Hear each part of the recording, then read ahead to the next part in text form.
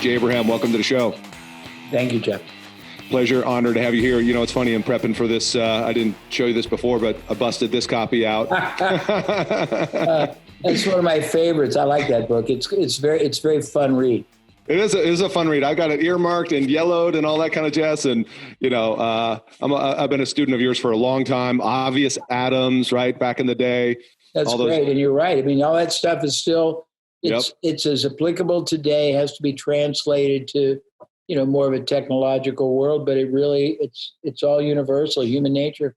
Yeah, 100%. All right. So let's kick it off this way. People heard the formal intro before we got into our talk here, but I saw something in doing some research for this. I think this sums up you quite appropriately. I'll let you kind of unpack, what does this mean? You are a self-described ethical pusher of a drug called strategic thinking. Yeah. What does that mean? Explain that if you wouldn't mind. Well, it means that most people, I mean, critical strategic thinking, consequential thinking is a very powerful dimensional sort of elevation in your ability to accomplish anything. Most people are very tactical. They do a lot of stuff, but they really don't have an end game other than let's make more money or, you know, pay the bills or, you know, do, in your cases, more mortgages or whatever. But when you get into really sophisticated strategy, I mean, look, let me say it differently. I've spent my life focusing on elements of business performance enhancement that each have the ability to be geometric or exponential in their impact. So not incremental gains, but things that'll go. Mm-hmm. And we decided years ago to look at big drivers that were so powerful that even if you screw them up a bit, they'll work in spite of you. They're compensating. And probably the biggest one, you change your strategy, you change your results. Mm-hmm. If you look at the majority of businesses, not even individuals, but businesses under, I don't know, $40 million, they're tactical as can be. They don't really have a big driving master plan that everything they do integrates through. They just do whatever they're going to do episodically. You know, they run ads or they do this. There's no congruency. They're not trying to build an integrated strategy that keeps advancing and enhancing a masterful game plan. They don't have a big vision of how this is going to produce something bigger next year and the year after. And they don't use relationships, opportunities anywhere close to optimal. And part of it's not even their fault, Jeff, because they have a very limited scope of reality and experience. Excuse me for moving myself 1 second. Okay. Gotta get a little closer. I have an advantage in all truth and probably in modesty. I've done over 1,000 industries, not companies. And when you look at 1,000 different business models, 1,000 different strategies, 1,000 different ways of selling, marketing, building and enduring, ever compounding business. And then you look at how most people have a very limited, very, very insular and a very, very follow the herd type of a tactical approach. It's not their fault. They haven't had enough experiences, but very candidly and very, I guess I'd use the word honestly to answer your question, most people are tactical in nature. Strategy is the overriding game plan that everything is driven from. Tactics should only be used if they advance and enhance a big master long-term game plan. If you don't really have a master long-term game plan, other than I got to make enough money to pay my bills or buy a Mercedes or a bigger house or go on a vacation or, you know, or set the record so I can get the trip to, you know, to Tahiti, that's not a strategy. That's, you know, it's really not even a tactic. It's a hope and a prayer. It's just totally different. I don't know if my answer is too abstract or whether that makes a point. Yeah, it does. It makes me think of this saying that I've kind of borrowed. I forget who originated it, but that principles, I wonder if you agree with this, principles don't change, but tactics do. Yeah, that's true. I mean, the world today is different, but the same. I mean, attention is different. And I think that many people in business, probably a lot of your viewer listeners, have what I call they're suffering attention deficit from the market. Yep. And they don't know why. But if you're not getting the results you want, the response you want, the distinction you want, the financial conversion you want, the referrals you want, then you better figure out why and not just keep doing a lot of the same stuff, because it's not going to get you any different result. But I mean, human nature, it hasn't changed, but the way it manifests itself has, if that makes sense. Let's unpack that a little bit. How would you describe how it manifests itself as different today than it has been in the past?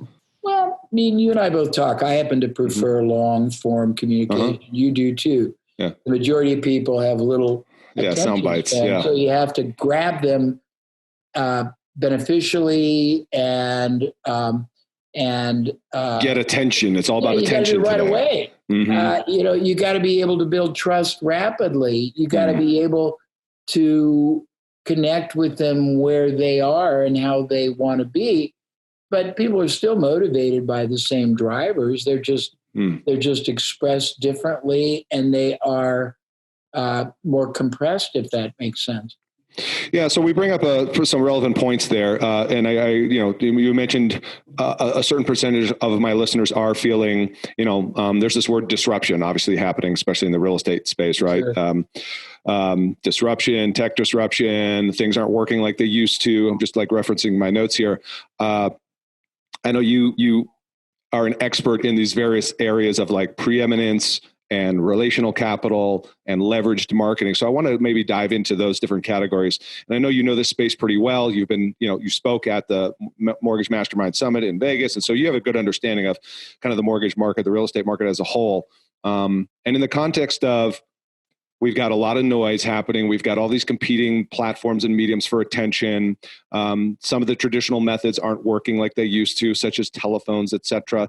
And we know the name of the game for our listeners, mortgage professionals, they've got some primary sources of business, right? And there's consumer direct, past client database, and referrals from referral partners, et cetera. The biggest challenge with that, I think, of the people that I talk to is, how do I show up differently? How do I not sound and look like everyone else? You know what I mean? How do I become preeminent in my space? Well, it starts, first of all, by understanding what preeminent really means and looks like, and most don't. They don't want to be preeminent. They just want to be preemptive. And there's a difference, if that makes sense. We interrupt this normal programming to bring you my message. Yeah. So, I mean, I don't think they understand. Preeminence is a really cool concept. I mean, it starts with really understanding at a depth of communication and verbalization exactly what your target audience wants, what they don't want, being able to express it. It starts with understanding what trust is predicated and built on, and being able to authentically convey it. It starts by being genuinely interested in them as more of a holistic being, so you grasp what their hopes, dreams, other things more than just getting the loan. It starts with caring enough about them that you are focused on their best interest to your subordinated interest. It starts by really being able to be a great listener. It starts by understanding. I mean, there's all these soft skills: fascination, trust building, curiosity, communication, inflection, and again, listening. I can go on and on and on, but preeminence is an integration of a lot of things, and it all stems from authenticity. And I think that authenticity, I mean, I did a work a few years ago on the concept of greatness, Jeff, and it was pretty interesting because I don't believe any human being comes into this world unless they have some kind of a mental defect, not wanting to be great at all they do, great in business as a leader, a salesperson, a owner, entrepreneur, team member, employee, right? Great as a husband, wife, father, mother, friend, lover, parent, great, in all forms, and yet almost 98% of us are mediocre, and I wanted to know why. And I'm going to tell you that because it might take you a little off your path here, but I think it'll have relevance. And relevance is something I've done a lot of work on too, in the concept of the rules for relevance. It gets real complex because people don't think about relevancy either. But back to greatness, most people don't have any clue what greatness is supposed to feel like, be like internally in your brain, in your heart, your soul, and your mind, express like, be received like, be validated like. And there's, 7 or 8 gradients of greatness in business, greatness as a human being, greatness in this and that. And most people don't, first of all, know what it's supposed to be like in all those gradients of interaction. Second, if they don't know, they don't have a framework for figuring out what kind of a reference model they're trying to get to. And mostly I can get you some help on that. Second, if they get that far, they don't have any clue on how to go from wherever the gaps are in their various segments of, let's call it deficit, between great that they want to be in one category and, let's say, mediocrity they might be at. Third is if they end up even figuring out how to get there and what path and mechanism to take, the first time they try to do it, it's so foreign and awkward that they default back to status quo, just like a little kid who's learning to walk, talk, and unless they have somebody like yourself to support them and nourish them to a higher level, they go right back to where they were. It's a different tangent than you asked me, but it's sort of a forum for me expressing a lot of thoughts I think are relevant to your listeners or viewers. Yep. So what did you learn about how to identify what does greatness look like?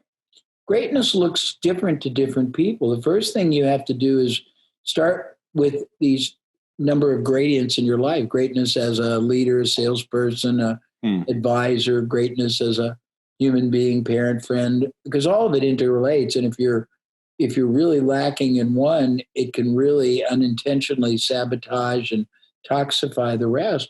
But the way that you do it is you start by thinking about people in your life or that you have observed that you genuinely admire, you genuinely trust, you genuinely enjoy, you genuinely feel positive and better about when you're either in their aura or when you're observing them. And then you try to isolate clinically what it is, how they communicate, how they listen, how they acknowledge, whatever it is. And then you start thinking about whether or not those elements and attributes are achievable by you with authenticity. Some of them aren't, but you start by saying, okay, I would like to have this person's this and this person's that and this person's this. And then you say, okay, but I can't be that person that way. How can I adopt, extrapolate, modify? And if so, can I do it authentically? And you start layering slowly different elements. And over time, if you understand bulletproof jackets, that they're crisscross layers of Kevlar, you know what that is? Yeah. You build a bulletproof. It's not a single plate; it's the crisscross. No, it's a constant, interwoven. Yeah. I don't know if that's too. Again, I can get a little esoteric. I don't know if that's too clear or not. No, it's okay. It's my job to bring it back. I think it's good to kind of set that up conceptually, and what I take away from that is that's why we have models and mentors and people we can observe in the wild, so to speak, right, in their daily method of operation. We can extrapolate. I don't think most people know how to model. Yeah. I don't think, and I think you need to learn. Okay, if you're going to model somebody. We try sometimes, Jeff, to pole vault in our intent on transforming ourselves, and that's very hard to do. Modeling it's like everything else; it needs stages and steps. If you try to do it too abruptly, more often than not, you basically implode. So you're saying it's small incremental improvements over time? Well, yeah. It's funny. Even though you're looking for exponential, you can't. You got to do it in stages so that you are that you become comfortable with your new self, if that makes sense. Sure. It's like learning a new skill, right? I mean, it takes a while to adapt to that. And you build up. I mean, weightlifting, tennis, golf, running, cycling, whatever. By the way, I got to ask you, do you, in your office, you still have the office over there in, is it Palos Verdes? My office is right outside. It's in Torrance, but it's right adjacent. Do you still have the, you mentioned building muscle. I was curious. Do you still have the pull-up bar in your office? I used to. I do not anymore. And it's for a reason. When I was younger and thinner, I was stupidly able to do, believe it or not, 800 pull-ups at a time. They weren't great pull-ups. And I had quite a physique. And I also was able to do 400 dips. And I had quite a physique. And now at an older age, I have 9 inches of titanium in my neck, and I have no rotator cuffs, and I got no shoulders. So I don't do as much intense stuff anymore, because I realized, to my chagrin, that your body wasn't built to do that. Now, I try to stretch and do things that are a little more more compassionate to my body. Longevity instead of the power, right? Yeah. But yeah, when you're young, you have more vanity than you do, let's say, logic. Yeah, for sure. Okay, cool. So let's bring this back to some tactical stuff, because as you know, that's what people want. And I understand we've got to first have the strategy in place first, being very, very intentional and thoughtful, I think, about what comes, for me, it's like, who do you want to be? How do you want to show up in the world? We can borrow some best practices for other people. But back to like knowing the space that we're in, where it's highly competitive. There's the threat of this, there's just this thread of like, of well, not for everybody, because people who are confident in their system and their process. Right. But how do if I could answer the one question, how do we today, in the modern world that we're in, where we've got kind of modern tools of communication, anything you're seeing, best practices or strategically that you're working with on clients that helps individual practitioners, whether it be mortgage, real estate, insurance, finance, right? Create connection, get chosen, be preeminent. Yeah. Well, I mean, the first thing is,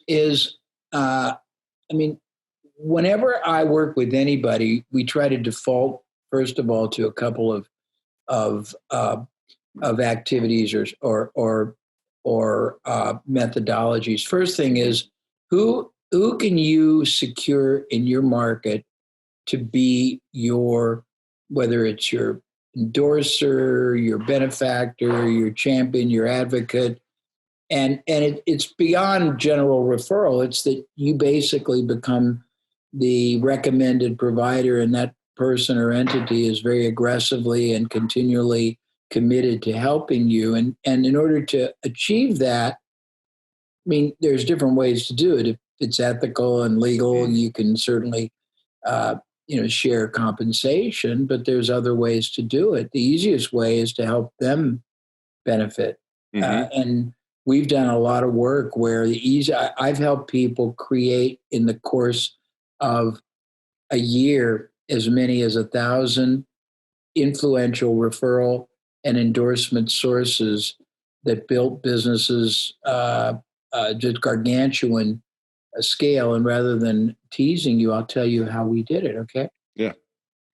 We basically realized that in any marketplace, there are lots of, quote, influencers that aren't necessarily the biggest. They are the ones that deal with people repetitively and in very, very long discussionary periods, anything from restaurant tours, hair salons, things like that. And those are businesses. They're men and women in business who have hopes and dreams and are working very hard and have committed a lot of their opportunity costs and their hopes economically to this enterprise, and they want this enterprise to provide livelihood, support, security, retirement, all these things, fulfillment.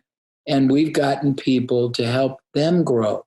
You're talking to me about growing your audience's success, mortgage people. But if mortgage people want to help other entrepreneurs grow their businesses, and in reciprocity, ask them at such time as that help produces results to reciprocate when the opportunity arises.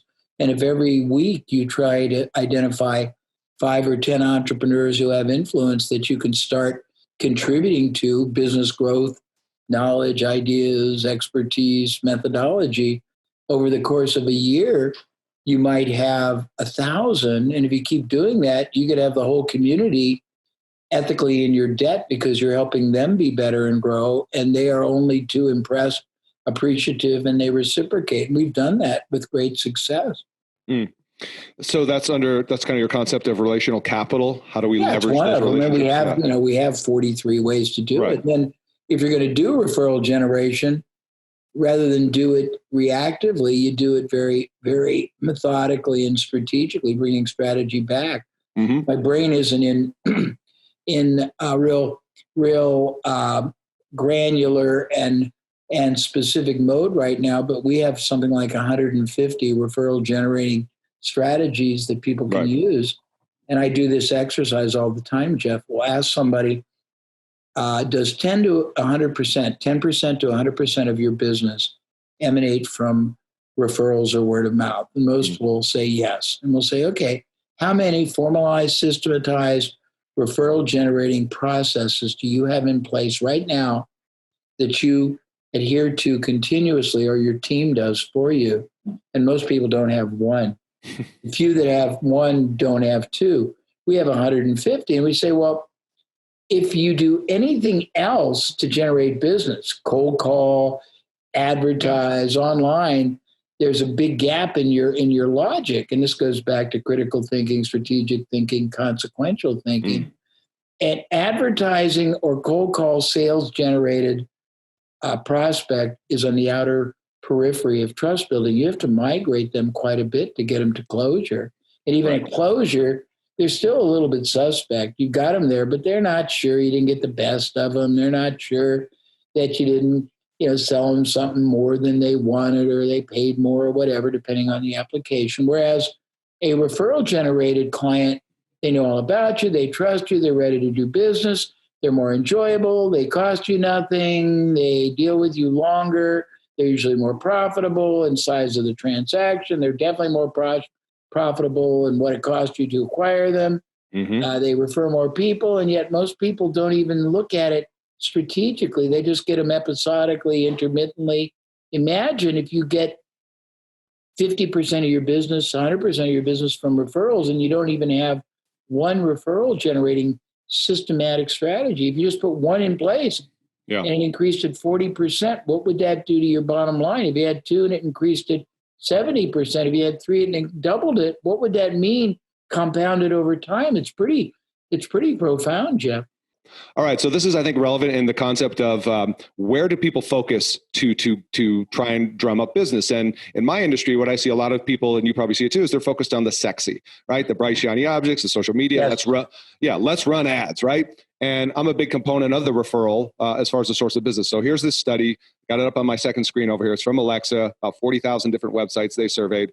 What's the number one source of traffic to your website? Here's the categories.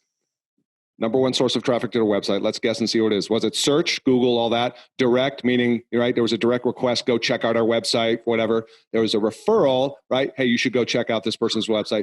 Or it was social. That was like a call to action to go to the website. So we got 4 categories, different results in terms of, right, largest and least source. Sure, no, I get it. The only thing I would say is your social and referral could basically overlap, but I'm sure it's got to be more in one of those 2 categories, Jeff. So and I'll send this to you afterwards if you want. It's like, we've got like 15 different categories. We got arts and entertainment, automotive, food and drink, health and fitness. Anyway, real estate. This is why I'm kind of like the anti-message for some people in my community. 13% of traffic to websites in the real estate space was from social. Okay. Now that's not bad, right? When you think about it, but if you compare that to search, 44%, referral, 38%. Yeah, no. Today more than ever, because you've got, and the only thing that's a little tragic is that is that all review sites are authentic. Yeah. Yeah. So, it's if you are trusting the reviews, or if the reviews are people you know and trust. But I think that anybody who doesn't focus an enormous amount of their sales marketing strategic action into generating referrals, relational capital leveraging, and who just goes into advertising as their source is making a big mistake for two reasons. One, your profit level is going to be much higher. Two, your repeat level and your sustainability, and it's going to be much easier to close, sell. So it's going to be more efficient, faster, usually larger transactions. The trust factor is already, everything about it is more preferable. Yeah. It's funny when people hear about you and, see all that you've done and achieved, right? They think about you, I think, as obviously a marketing expert, right? Marketing guru, whatever the terms are that you want to apply to that. Then what I find interesting is when you get in and unpack some of your philosophies and strategies for growing your business, for winning greater share of customer, for having preeminence. I think it's interesting that you actually talk about, for me, it was actually surprising perhaps in the beginning, is like empathy and falling in love with your clients. You can't be great in your service to others if you really don't appreciate and empathize and respect and recognize that everybody has enormous value. I think a lot of people, to serve themselves in their careers, their jobs, their businesses, because they really have almost a disdainful attitude to the market they serve, and they're gaming themselves as opposed to gaming the system. Yeah, I love humanity, and I particularly adore and admire entrepreneurs. They are, they have passion, they have purpose. They started out with a vision. They're competing every day against, big business. They're usually authentic, and I love entrepreneurs. If I didn't hurt for them because I see them accept a fraction of the business they could get, the joy they could get, the predictability they could get, the viability, the wealth creation. I hurt for them, and I want that hurt to transcend itself into contribution. But I think if you can't appreciate, respect, understand, evaluate, and acknowledge your market's relevance and really appreciate and almost fall in love with them, you can't achieve the optimal possible because you have a disconnect. And that disconnect is friction, and friction is evident. Whether you know it or not, it's evident. Yeah. It's evident in authenticity. It's evident in you not always, communicating as fully as you could. All kinds of things that are subtleties, but it's evident. And along the lines with that, this concept from your book, which I'll put links to everything in the show notes, but one of my favorite books I've ever read is Getting Everything You Can Out of All You've Got. This in here, I love your it's a mindset shift. You've got a definition, two clarifications here. Customer, a person who purchases a commodity or service. Client, a person who is under the protection of another. Yeah, it's totally true. We insist, anytime I ever work with a client, I insist that they understand that difference. If they want to be preeminent, and preeminent is extolling and elevating yourself above the maddening crowd, but you refer to the people you do business with, I'm sorry, I'm home, you're going to hear the phone ring. No worries. As a customer, what you're really saying between the lines is, I am no better than a commodity. I am a marginalized, generic, non-distinctive provider of something you can get from anybody. Maybe I'm a little bit better, a little bit worse, a little bit more or less expensive, a little bit more convenient, but I'm nothing more than a commodity. And then you struggle and say, why do they treat me as a commodity? Well, the first thing is, unknowingly, you acknowledge yourself as a commodity. Right, right. I just love it. I mean, there's just so many learnings. I'm just continuing to read here. I don't want to quote like every page of the book, but another mind shift for people listening.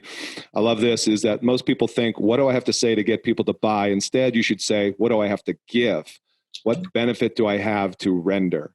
Again, mindset. Yeah, Jeff, if you look at it, it's always been this way. Again, the way you deliver it has changed perhaps, but we are rewarded in this life, and we always have been, for the problems you solve and the opportunities you make possible for others. Yep.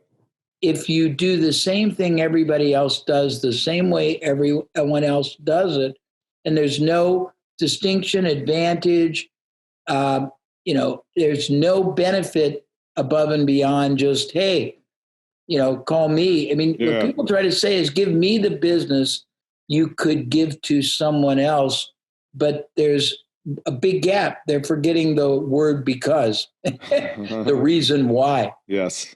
The reason why is a thread that it runs through everything that you do. If there's no reason why would you do it? Right.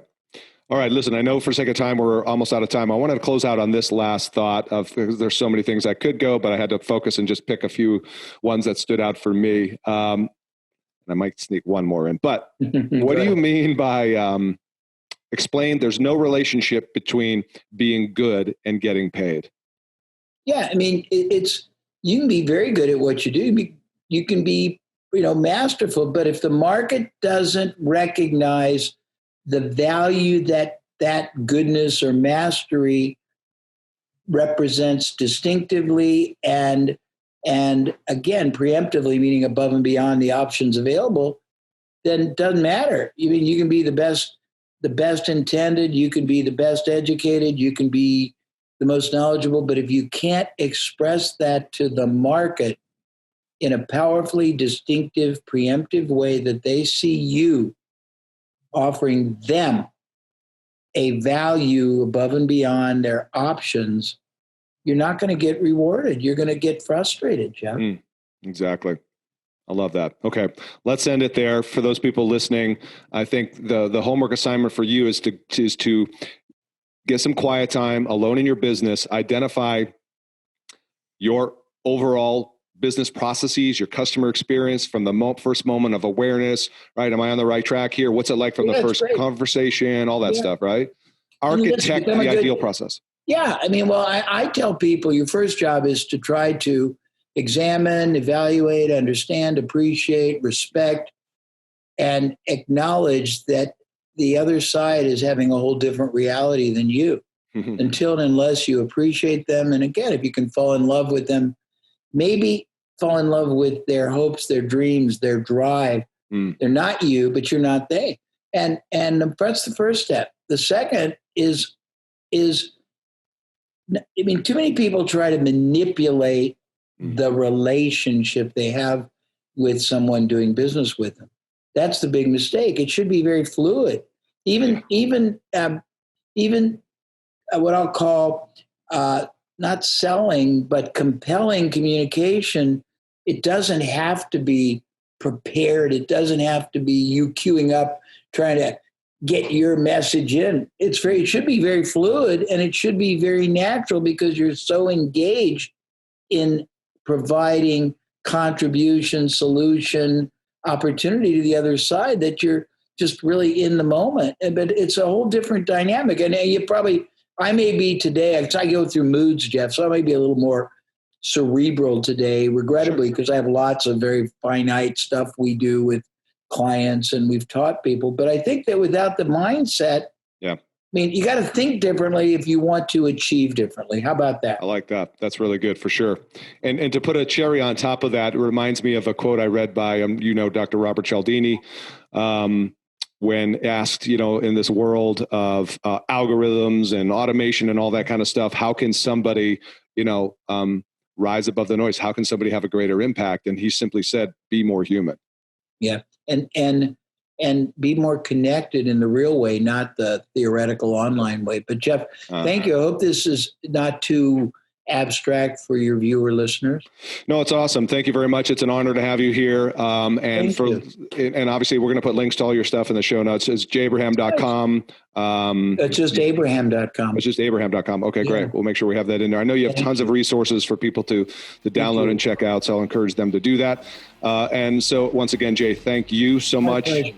And listeners, you know what to do. If you like this episode, please leave us a review, and we appreciate you. We'll see you on the next one.